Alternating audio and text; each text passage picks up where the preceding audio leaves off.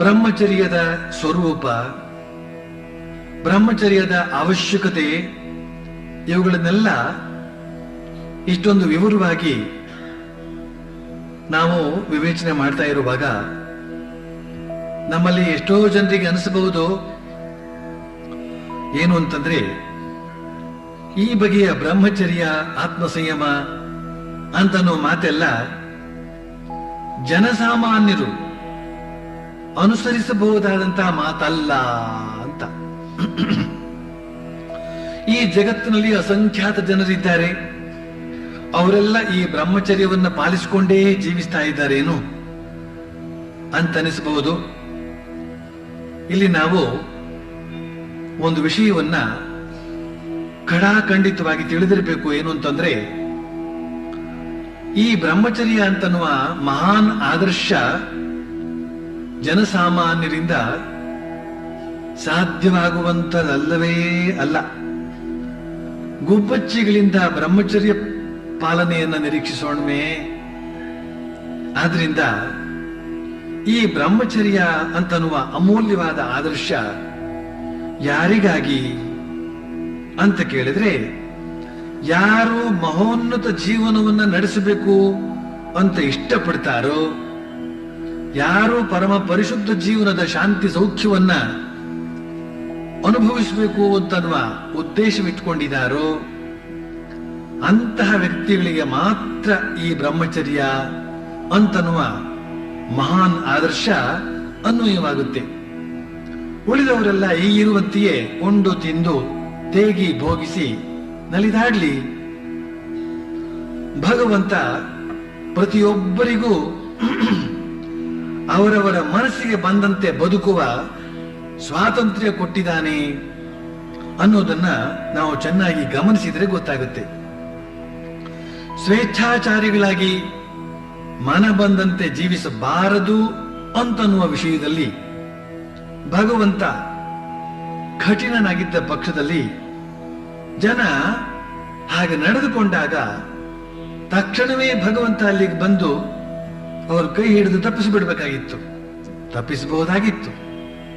ಆದ್ರೆ ಅವನು ಹಾಗೆ ವೈಯಕ್ತಿಕ ಜೀವನದಲ್ಲಿ ಮಧ್ಯ ಪ್ರವೇಶಿಸುವುದು ಕಂಡು ಬರ್ತಾ ಇಲ್ಲ.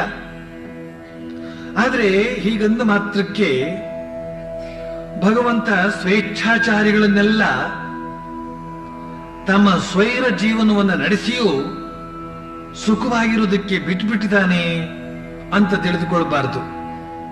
ಭಗವಂತ ಅತ್ಯುತ್ತಮವಾದ ವೇದಗಳನ್ನು ಕೊಟ್ಟಿದ್ದಾನೆ, ಶಾಸ್ತ್ರಗಳನ್ನು ಕೊಟ್ಟಿದ್ದಾನೆ.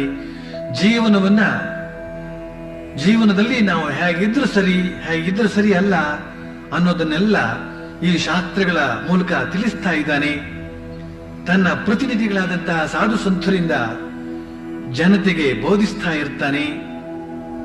ಇಷ್ಟಾದರೂ ಜನ ಅತಿಭೋಗ, ಸ್ವೇಚ್ಛಾಚಾರದ ಜೀವನ ನಡೆಸಿದರೆ ಅದರ ಭೀಕರ ದುಷ್ಪರಿಣಾಮ ಇದ್ದೇ ಇದೆ. ಭೋಗದೊಂದಿಗೆ ರೋಗ ಸೇರಿಕೊಂಡೇ ಇರುತ್ತೆ. ಭೋಗದ ಅಂತ್ಯದಲ್ಲಿ ರೋಗ, ಯೋಗದ ಅಂತ್ಯದಲ್ಲಿ ಆನಂದ. ಇದು ಭಗವಂತ ಹಾಕಿರುವ ಅನಿವಾರ್ಯ ನಿಯಮ.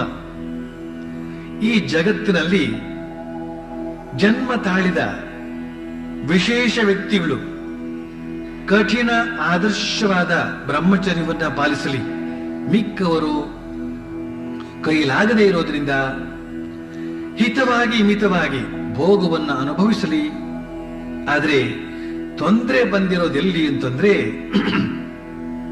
ಈ ಜನರ ಅತಿಭೋಗದಲ್ಲಿ. ಈ ಭೋಗದ ಸ್ವಭಾವವೇ ಹಾಗೆ.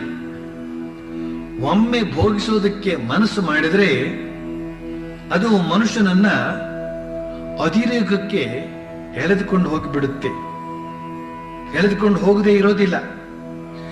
ಈ ಬಗೆಯ ಅತಿಭೋಗದ ಕಾರಣ ಏನು ಅಂತಂದ್ರೆ, ಹೃದಯ ಮನಸ್ಸುಗಳಿಗೆ ಸರಿಯಾದ ಶಿಕ್ಷಣ ಸಿಕ್ಕಿಲ್ಲ, ಸರಿಯಾದ ತರಬೇತಿ ದೊರಕಿಲ್ಲ. ಇಂತಹ ಶಿಕ್ಷಣ ಹಾಗೂ ತರಬೇತಿಯನ್ನ ಕೊಡೋದಕ್ಕಾಗಿಯೇ ಭಗವಂತ ವಿಧಿ ನಿಷೇಧಗಳಿಂದ ಕೂಡಿದಂತಹ ಶಾಸ್ತ್ರಗಳನ್ನು ಕೊಟ್ಟಿದ್ದಾನೆ. ಅವುಗಳನ್ನು ಬೋಧಿಸುವಂತಹ ಸಜ್ಜನರನ್ನೂ ಇಟ್ಟಿದ್ದಾನೆ. ಆದ್ರೆ ಜನ ಈ ಬೋಧನೆಗಳನ್ನ ಸದುಪಯೋಗ ಪಡಿಸಿಕೊಳ್ಳದೆ ಹೋದ್ರೆ ಅದು ಭಗವಂತನ ತಪ್ಪಲ್ಲ. ಈಗ ಈ ಬ್ರಹ್ಮಚರ್ಯದ ವಿಷಯವನ್ನ ಯಾಕೆ ಆರಿಸಿಕೊಳ್ಳಲಾಗಿದೆ ಅಂತ ಕೇಳಿದ್ರೆ, ನಮ್ಮ ಈ ಆಶ್ರಮಕ್ಕೆ ಬರುವವರಲ್ಲಿ ಹೆಚ್ಚಿನವರು ಆಧ್ಯಾತ್ಮಿಕ ಜೀವನವನ್ನ ಗಂಭೀರ ಭಾವದಿಂದ ಸ್ವೀಕರಿಸಿದವರು. ಇವರೆಲ್ಲ ನಮ್ಮ ಆಶ್ರಮಕ್ಕೆ ಬಂದು ಇಲ್ಲಿನ ಪವಿತ್ರವಾದ ವಾತಾವರಣದಲ್ಲಿ ಮಿಂದು ಆಧ್ಯಾತ್ಮಿಕ ಸ್ಫೂರ್ತಿಯನ್ನ ಪಡಿತಾರೆ ಮತ್ತು ಇದೇ ಬಗೆಯ ಪವಿತ್ರ ಜೀವನವನ್ನು ನಡೆಸಿ ಕೃತಾರ್ಥರಾಗಬೇಕು ಅಂತ ಸ್ಫೂರ್ತಿಗೊಳ್ತಾರೆ. ಆದರೆ ಅವರೆಲ್ಲ ಆಶ್ರಮದಲ್ಲಿಯೇ ಇದ್ಬಿಡೋ ಹಾಗಿಲ್ಲ. ಹೊರಗೆ ವಿಶಾಲ ಜಗತ್ತಿಗೆ ಹೋಗ್ತಾರೆ, ಅಲ್ಲಿನ ಕಾಮಕಾಂಚನಗಳ ಬೆಡಗನ್ನ ನೋಡ್ತಾರೆ, ಅಲ್ಲಿನ ಅತಿವಿಲಾಸಿಗಳನ್ನ ನೋಡ್ತಾರೆ, ಆ ಅತಿವಿಲಾಸಿಗಳ ಭೋಗಪರವಾದ ಮಾತುಗಳನ್ನು ಕೇಳ್ತಾರೆ. ಸರಿ, ಅವರ ಮನಸ್ಸು ಕೂಡ ಆ ಕಡೆ ಸ್ವಲ್ಪ ವಾಲಿ ಬಿಡುವ ಸಂದರ್ಭ. ಈ ಕಡೆ ಬಂದಾಗ ಈ ಕಡೆ ವಾಲುತ್ತೆ, ಆ ಕಡೆ ಹೋದಾಗ ಆ ಕಡೆ ವಾಲುತ್ತೆ. ಆದ್ರೆ ವಿಲಾಸಿಗಳ ವಿಷಯವೇ ಬೇರೆ. ಅವರ ಮನಸ್ಸು ಆ ಕಡೆ ಕೇವಲ ವಾಲಿಕೊಂಡಿರೋದಲ್ಲ, ಅಲ್ಲೇ ಬಿದ್ದುಕೊಂಡಿರುತ್ತೆ. ಆದ್ರಿಂದ ಅವರೆಲ್ಲ ಈ ಕಡೆ ಬರುವ ಸಂಭವವೇ ಇಲ್ಲ. ಆದ್ರೆ ಈ ಕಡೆ ಬಂದು ಇಲ್ಲಿನ ಪವಿತ್ರ ಜೀವನವನ್ನ ಮನತುಂಬ ಮೆಚ್ಚಿ ಈ ಬಗೆಯ ಜೀವನವನ್ನೇ ನಡೆಸಬೇಕು ಅಂತ ಬಯಸುವವರಿಗೆ ಆದರ್ಶದ ಶುದ್ಧ ರೂಪವನ್ನ ತೋರಿಸೋದಕ್ಕೆ ಇಷ್ಟಪಟ್ಟು ಈ ಬ್ರಹ್ಮಚರ್ಯದ ವಿಷಯವನ್ನ ಉಪನ್ಯಾಸಕ್ಕೆ ಆರಿಸಿಕೊಳ್ಳಲಾಗಿದೆ.